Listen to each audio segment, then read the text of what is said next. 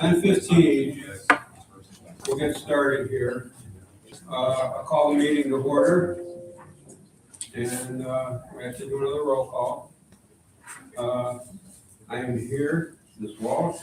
Here. Ms. Higgins. Here. Mr. Reginelli. Lino. Here. Ms. Sinagro is excused, and Ms. Melinda. Here. We have a quorum. The next item on the agenda is approval and review of the meeting minutes of our January 28th meeting. I would entertain a resolution to approve those. Swallow, second. Ms. Higgins. Any discussion, corrections, or additions? Hearing none, I'll move the resolution. All those in favor say aye. Aye. Any negatives? No? Unanimous. At this point, we'll open the meeting up for public comments. I ask people to go come to the podium, sign in. Please try to limit your remarks to 3 minutes or so. Anyone wishing to speak? I guess I'll start. Just wanted to give everybody else a chance. Go ahead.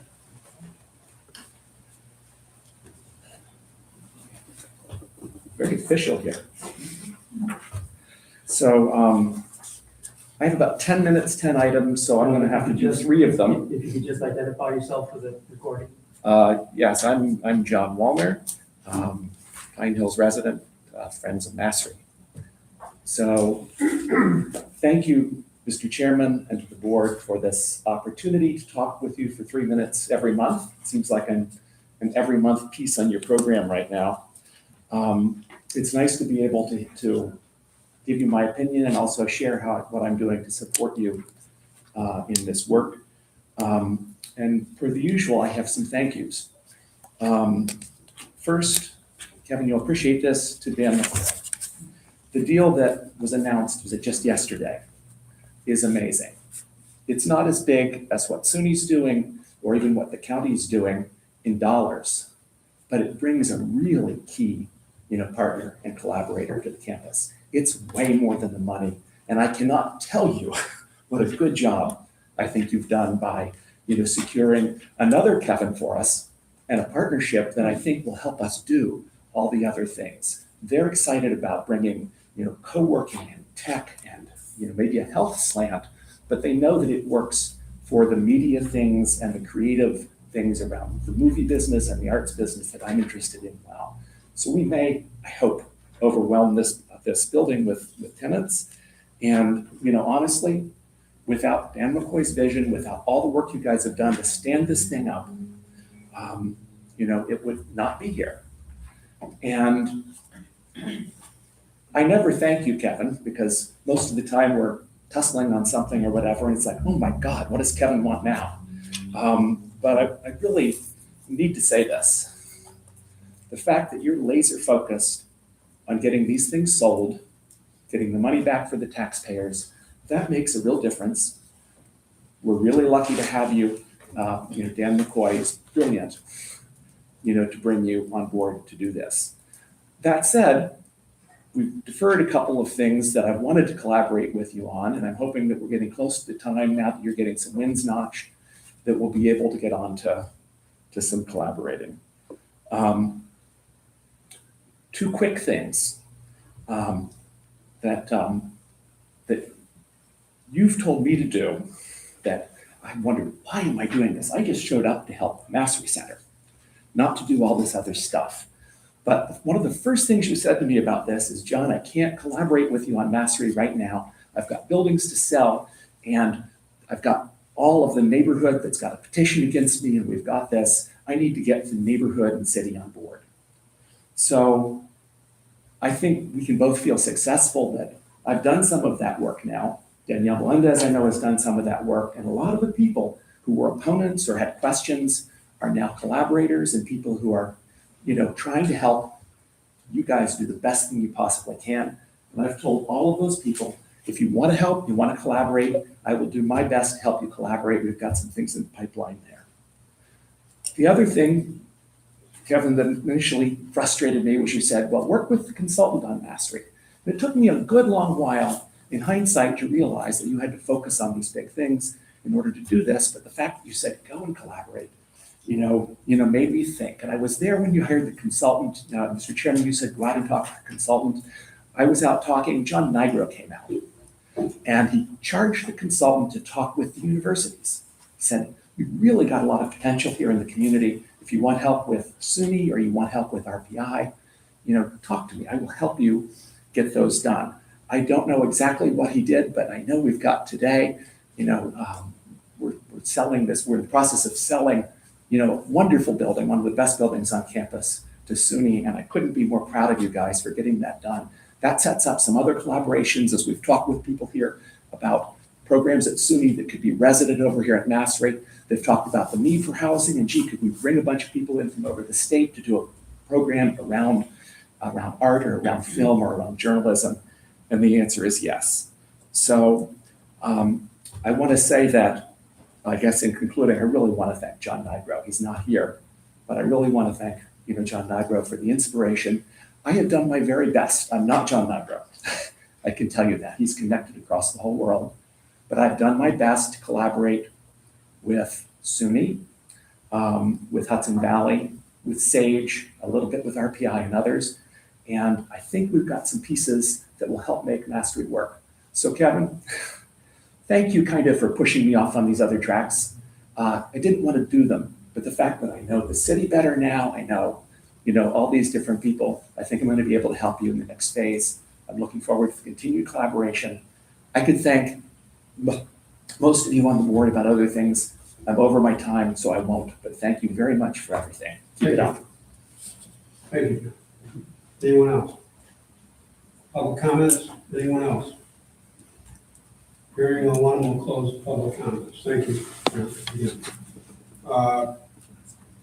We've got some housekeeping items. We are required under the statute to do an annual board evaluation. That form is being circulated. It's page 4. So you've seen it before. I would ask the board members to fill that out and turn it in the next couple of weeks. I would like to have that ready, reviewed, and ready to be discussed at our next board meeting. So if you could take the time to fill that out, to get it to Kevin's office, Sarah, whoever else we might designate, as soon as you can, I would appreciate that. Thank you. Anyone who hasn't done the required board training, say it's a reminder that you need to do that. Chair, one last thing. If you've done this for another organization, that still Yes. counts. I'm sure, Sarah, you've done this several times. So if you have, just let Sarah know so she can just check the box off so that when we send our submission into the ABO, we can say that we're fully compliant. Thank you. Okay. Okay. With that, CFO report, Amy? Good morning, everyone. Quick update on the financials, pages 5 through 11. These are draft financials as we are in the middle of the audit. For 2025, Albany County reimbursed the authorities up to $3.6 million for operating expenses. We're realizing $1.4 million in bond interest for 2025 that was paid in 2026. Larger items down below is $728,000 for payroll and benefits and $852,000 for utilities, including gas, electric, and water bills and waste removal. Audit is going well. They will be ready to present to the board at March's meeting.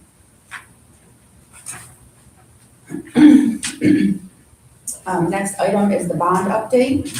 As you all know, we issued $40.4 million in bonds last year. We have paid down the principal by roughly $6 million after the sale of the 5 buildings to the county, bringing us to $34.5 million. In the upcoming months, we will pay down that debt by $22.7 million for sales of buildings in the future. And we also have an additional $1.6 million in the excess fund reserve balance that will be paid down on the principal next week. All said, after all of those things have occurred, total debt will be roughly $10.2 million.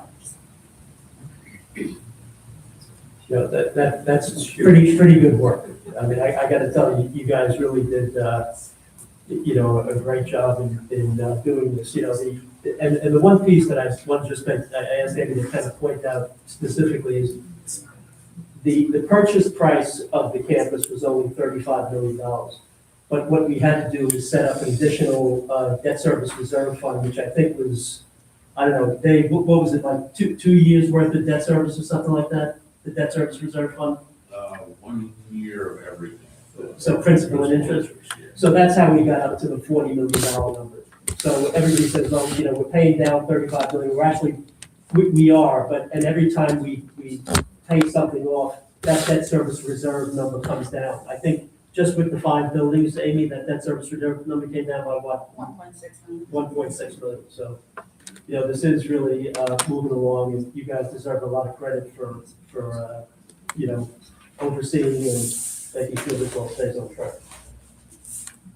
We did also make the first interest-only payment recently for roughly $1.6 million too. So the next amount is due 6 months from now, and that will be reduced once the sale of the buildings occurs also. I don't have that number yet. I will get a new amortization schedule once it happens. Are there any questions for Amy? Thank you, Amy. Good report. Nice job. Kevin? Thank you, Mr. Chairman. Good morning, everyone. The redevelopment update, we were planning on having our consultant from PRESA, Zach Conley here, but Zach is down with the flu, so that's going to have to wait. Maybe, Mr. Chairman, would you like to talk a little bit about? Well, we have contracted PRESA, you know, we had them part of the development planning process, and they are working on redevelopment, primarily the over 55 type of community that we would like to create there, and all that's involved in that. It's right in line with the master plan that we, or playbook that we approved and developed, and we're working towards it, and we'd like to have hopefully some developers on board sometime this, you know, midsummer or fall to get going on that piece. It's a very progressive piece. It's a very large undertaking. At the same time, you know, we can create a lot of brand new housing and development, retail, and others. And it's a very exciting undertaking. It certainly will be the largest thing that we will undertake on our own. But he will report at the next meeting. I guess that's it. Yeah, Mr. Chairman, at this point, I'd like to introduce a guest we have today. As you know, we've been working very closely with the University of Albany, and this morning we have in our meeting Nancy Rutberg, who's a Deputy Controller at the University of Albany and the Executive Director of the Empire Student Commons. Nancy, anything you'd like to say, or?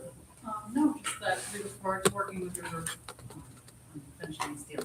Great, thank you. And just so everybody knows, there's our 90-day statement, I know it doesn't seem like 90 days ago, is expires next week. So that's the situation that we are in right now. So with that, you know, I'd like to kind of, Tom, are you back on again? Yes, sir. Yeah. I'm here.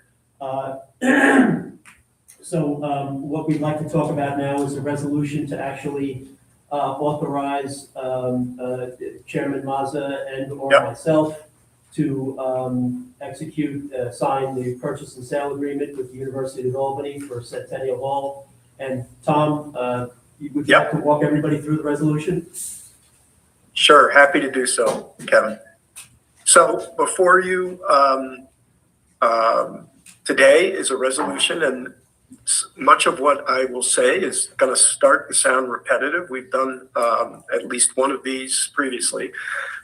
This resolution deals with the building formerly known as Centennial Hall, and it authorizes, as Kevin outlined, the transfer of that property to the Empire Common Student Housing, Inc., which is a nonprofit corporation affiliate of the University of Albany. And before you, included in the package, is the resolution, which I'll quickly run through in a moment, the purchase and sale agreement in its latest form, the appraisal of the property, and then finally the EAF that was completed by staff, and which is part of your resolution, should you choose to act on it. So basically, as in the past, the first several parts and pages of this resolution deal with our enabling legislation, providing or outlining for the board the various sections that provide the authority to take these actions, and also discuss the previous board resolution from November, if you remember that, where the board has already authorized negotiation and execution of a purchase and sale agreement and the issuance of the 90-day statement. And we have not yet signed the purchase and sale agreement, but it's moved forward. And as Kevin said, the 90-day statement has been issued back in November, and it does, those 90 days expires next week. So again, it talks about the appraisal that Conti did, which put the fair market value at $13.6 million. It talks about basically the closing process and describing what the property is, 94,000 square feet, modern student housing building with 64 units, and then the associated land, real property with that. And then goes on to talk about what we're asking the board to authorize today. Basically ratify, because you have already approved the board's prior authorization to move forward with negotiating the PSA and then ultimately to execute it. And then to approve, if there are any, I don't think we need to make any, but there could be. So there is an authorization in here, as we've done in the past, if necessary, to file tax parcel boundary line adjustment maps. And then also authorize the implementation of the transfer, basically authorizing the closing. And you'll see in there not sooner than February 18th, because we can't do this until the 90 days expires. And so that's the date on which that expires. So, and then finally, there is a determination made under the State Environmental Quality Review Act that basically provides that there are no significant impacts on the environment. And the rationale and the short form EAF is included in the package, which outlines both the review that the staff has done for all the mandatory that they're supposed to review before making any determination under SECRA, and then their rationale for their determination that there's no significant impact. So with that, I'll stop talking, open it up to any questions. But if the board would choose to do that, we'd need a first and a second, and then ultimately a vote. So I'll stop. Okay, I would ask, before discussion, I would ask that I get a motion to move the resolution as outlined on page 19. Ms. Reginald, second. This one. We have a first and a second. Is there any discussion? Hearing none, I will pass on. You go ahead. No, you go ahead. No, go ahead. No. I just wanted to make sure that we were on the record talking a little bit about this prior to taking the vote. And so, Chairman, No. some of that, I think we've talked at length, both as a board as well as publicly about the potential for this transaction and what a benefit it would be to the authority, to the campus, and to the community.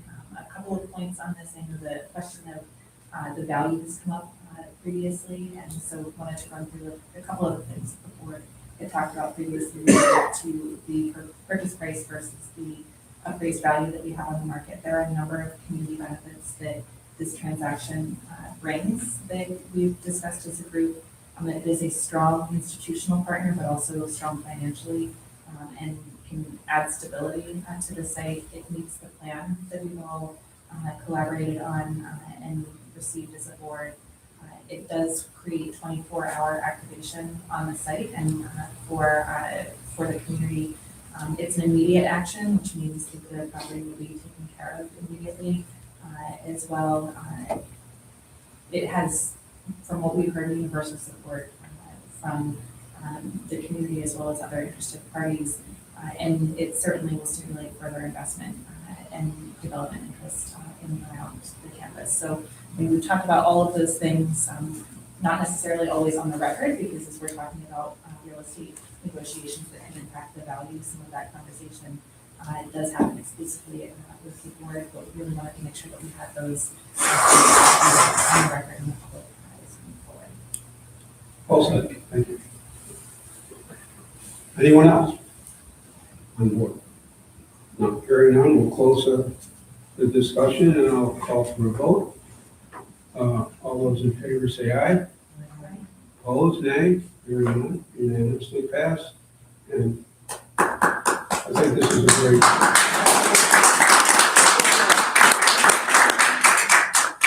Couldn't have wished for a better outcome in that building.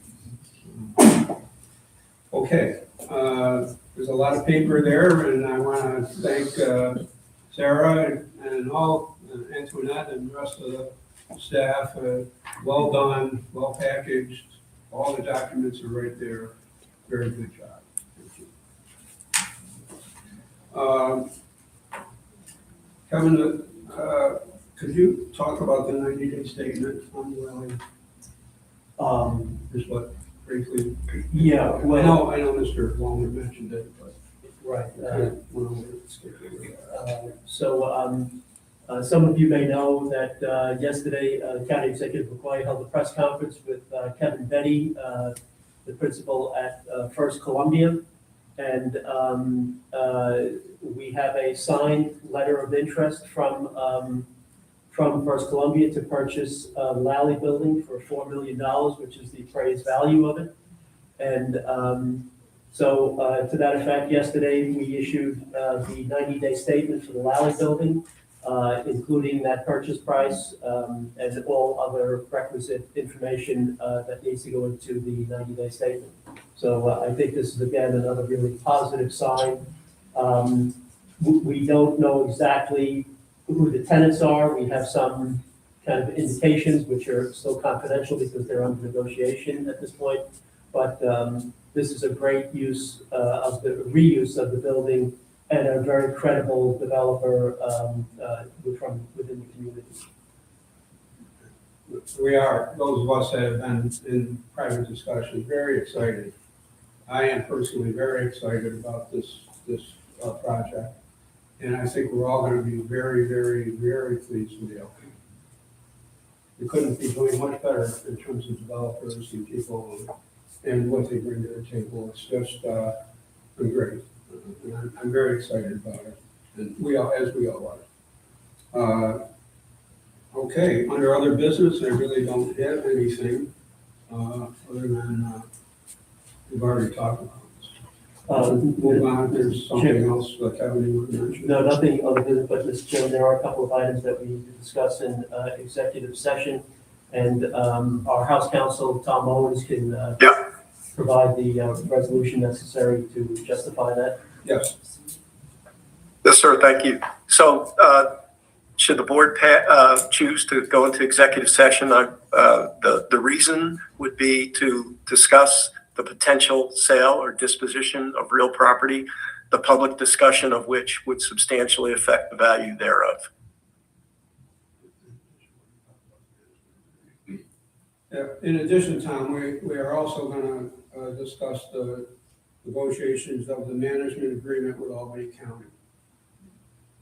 Yes, okay, got it. So that would be impending contract or impending contract negotiations or award. So, Okay. yes. And I would have to excuse the people from Albany County from the executive session due to that issue. Resolution to move into executive session. Walsh. Reginelli. All those in favor, say aye. Moving into executive session, we'll take a couple-minute break.